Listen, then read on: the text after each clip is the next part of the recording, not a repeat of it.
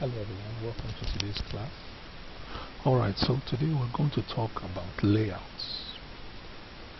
Now, I'm sure you're used to different Android devices having different screen sizes. Okay, so in order for the Android devices to have different screen sizes, the activity UIs need to be responsive. So, what does it mean?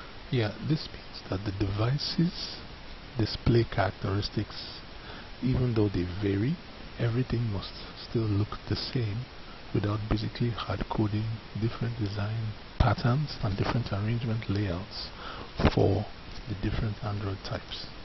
So the UIs must adapt. Absolute positioning would be limiting. Okay, so that's why the Android platform provides the layout classes. Now these layout classes provide positioning flexibility.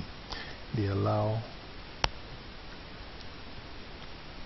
the users to arrange child views in ways so that they appear the same way on all screen sizes. Okay. Now each view in Android is simply every item on the screen.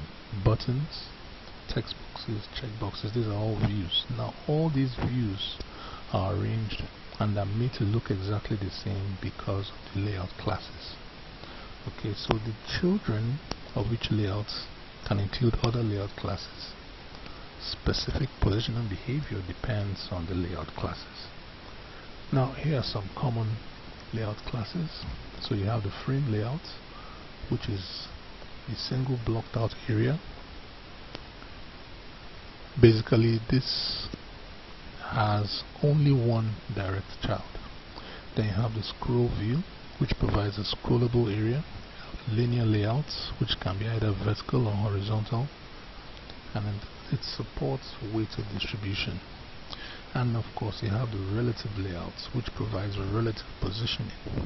This means that each item relative to one another will still look the same on every screen size, basically. Alright, so in our next class we'll talk more about these layouts and about our upcoming project. Alright guys, see you soon. Bye.